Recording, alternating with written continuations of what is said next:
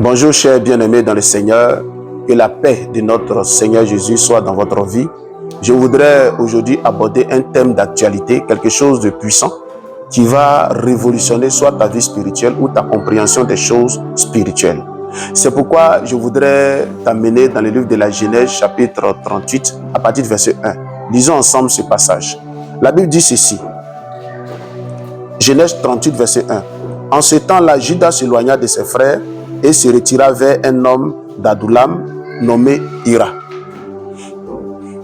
Le thème que nous allons aborder aujourd'hui s'intitule simplement les mauvaises décisions qui tourmentent l'accomplissement de notre destinée. Les mauvaises décisions qui tourmentent l'accomplissement de notre destinée. La destinée, c'est quoi? La destinée, c'est le plan de Dieu, le plan divin de Dieu. Ça veut dire quoi? Les desseins de Dieu que Dieu veut accomplir sur la terre pour chacun d'entre nous. Et ce plan-là, avant même que nous soyons dans le sein de notre maman, ou bien etc., tout ça, ce plan-là est déjà préconçu et nous devons l'exécuter. Mais il y a des circonstances, il y a des décisions que nous prenons qui peuvent retarder ou bloquer ces destinées-là. Je prie que tu prennes les bonnes décisions à partir d'aujourd'hui. Je déclare que tu prennes les bonnes décisions qui vont faciliter l'accomplissement de ta destinée. Je déclare que les bonnes décisions soient prises de près comme de loin sur ton lit, dans ta prière, dans ta consécration, dans tes jeûnes, dans tes méditations, et que véritablement tu ne prennes point de mauvaises décisions à partir d'aujourd'hui dans le nom de Jésus. Voici un homme qui est le quatrième fils de Jacob, fils de Léa. Léa qui fut la première femme de Jacob. Mais cette femme-là n'avait pas eu, selon la Bible, les faveurs de Jacob comme il se devait. Mais elle a fait des enfants. Et le quatrième enfant s'appelle Judas. Et Judas était celui-là même qui, normalement, par lui, devait accomplir la promesse du Shiloh. Ça veut dire celui-là même qui viendra délivrer l'humanité. Mais regardez la décision qu'il va prendre. Au verset 1, la Bible nous dit quoi? La Bible dit qu'un moment était arrivé, Judas était fatigué des disputes de la famille, fatigué du cadre familial, fatigué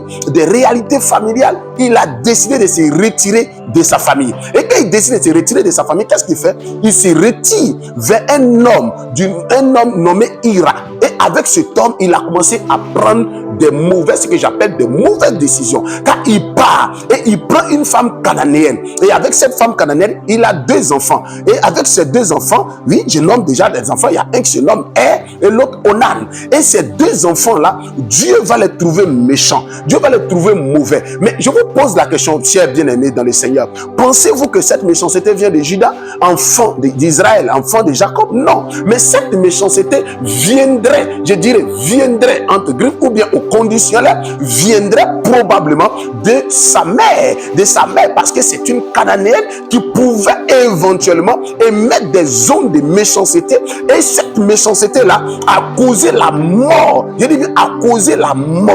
des 2 enfants. D'abord, elle est mort et après, Onan l'a suivi à cause de leur méchanceté. Je déclare à partir d'aujourd'hui que le Seigneur ne te permet point de prendre de mauvaises décisions, que le Seigneur ne te permet point de suivre des mauvais amis ou des mauvais conseils. Et lorsque Judas a rencontré ce Hira, cet homme d'Adullam, à partir de ce moment-là, il s'est carrément séparé de ses frères. Il y a des gens dans ta vie, tu ne dois jamais te séparer de ces personnes-là. Il y a des personnes avec qui tu ne dois jamais te séparer. Il y a des gens qui ont perdu des grâces, ils ont perdu leur destinée, ils sont allés dans le décombre ou bien dans la poubelle de l'histoire à cause de ce qui se soit dit. Ils se soient séparés des personnes ressources. Il y a des personnes ressources, tu ne dois jamais t'en séparer. Jacob était une personne ressource pour Judas, ses frères étaient des personnes ressources pour Judas, mais Judas n'a pas vu cela. Il a vu la ressource ailleurs alors que c'était une fatalité. De un, il va commencer à vivre des moments difficiles, et ces moments difficiles, il va perdre ses 2 enfants, il va perdre encore son épouse.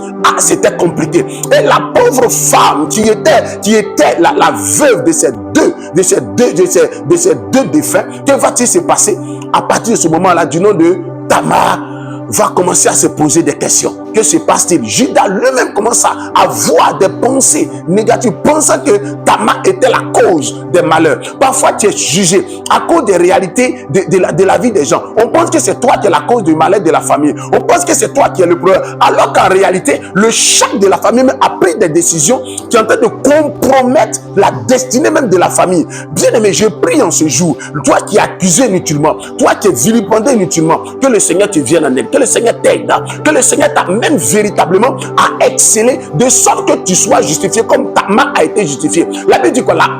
La pierre qui a été rejetée est devenue la principale des langues. Que le Seigneur fasse en sorte que toi qui es rejeté dans ton foyer, toi qui as perdu ton époux, une femme, une veuve, toutes les veuves, je parle à votre cœur en ce matin, je parle à votre âme en ce matin, je parle à votre esprit en ce matin. On peut vous rejeter, on peut dire c'est vous qui avez tué vos époux, on peut vous accuser, alors que peut-être que c'est l'époux même qui avait pris de mauvaises décisions, alors que c'est le père de famille ou bien le chef de la tribu qui aurait pris une mauvaise décision. Et cela, toi-même tu es victime, mais on ne te comprend pas, on t'a tout pris, etc.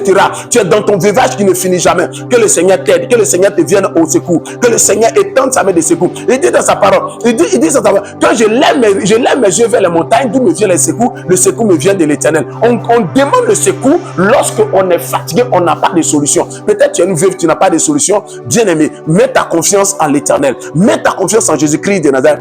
Tamar, je vous dis, Tamar a fait confiance en son Dieu et Tamar n'a pas échoué. Le même Judas qui était un homme important, Judas c'était un homme important, il a fini par devenir l'époux de cette Tamar. Bien aimé, c'est une histoire formidable. Je déclare que le Seigneur te donne d'épouser un général, je dis pas un général de l'armée, un général en termes de renommée, un général en termes de dimension, un général en termes de gloire, un général en termes de bénédiction, un général même en termes de spiritualité, et que le Seigneur t'amène cette dimension-là, car Tamar a patienté, Tamar a subi des choses, mais elle s'est pas plainte, elle s'est assise, elle a trouvé la stratégie. Que le Seigneur t'accorde la stratégie qu'il faut, femme. J'ai dit que le Seigneur t'accorde la stratégie, que le Seigneur t'accorde la stratégie qu'il faut, et que tu arrives véritablement à exceller. Bien aimé, regardez Judas, avec sa décision, ce qu'il a causé à sa famille. Il y a des décisions parfois qui nous arrivent, sur des coups de texte. On est là, on se lève, on prend des décisions. Mais est-ce que vous savez, qu'est-ce que dit une décision? Une décision, c'est une résolution. C'est une conclusion après réflexion.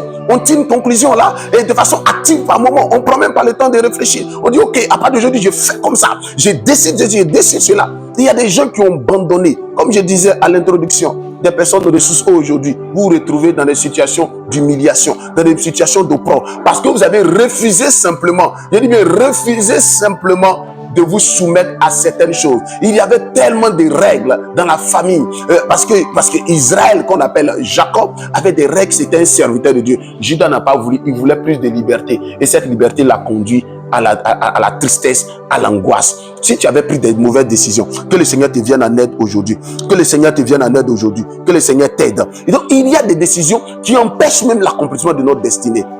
C'est vrai que la destinée de Judas a été accomplie après, mais il a eu des retards, il a eu des douleurs inutiles. Je vous dis, il y a des épreuves dans mon petit parcours spirituel, ma petite expérience. Je dis, il y a des gens qui souffrent, qui ne devaient même pas souffrir à cause de décisions avec des amis qui n'en parlent même pas la peine. Regardez, Judas était à l'aise, il était tranquille. Mais depuis, il a commencé à marcher avec Ira. Cet homme, Ira, il a commencé à prendre des décisions bizarres. Avec qui tu marches, frère?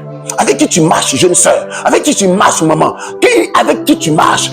Une étude a révélé que dans la plupart des cas, ceux avec qui tu passes du temps, au bout de quelques années, vous avez pratiquement les mêmes revenus, la même mentalité et la même vision. Et il y a une tirade que nous tous connaissons qui dit ceci: dis-moi avec qui tu marches et je saurai qui tu es. Ou bien une autre tirade qui dit ceci: tu s'assembles, se ressemble. Vous voyez, ça veut dire simplement que avec le temps, tu es avec des gens, obligatoirement, tu vas commencer à manifester des choses. Et ça peut retarder, l'accomplissement de ta destinée. Cela peut retarder l'accomplissement de ta destinée. Que le Seigneur soit avec toi et que sa grâce te couvre. Que le Seigneur permette véritablement tu puisses entrer dans ta destinée. Toute mauvaise décision que tu as eu à prendre, que le Seigneur te donne de corriger. Qu'il envoie ses anges t'aider à corriger cette mauvaise décision et que tu prennes les bonnes décisions. Sois abondamment béni. Que le Seigneur corrige les mauvaises décisions. Que le Seigneur loigne de toi les mauvais amis, les iras qui sont en train de te conduire dans la fausseté, et que sa grâce soit sur toi au nom de Jésus. Amen.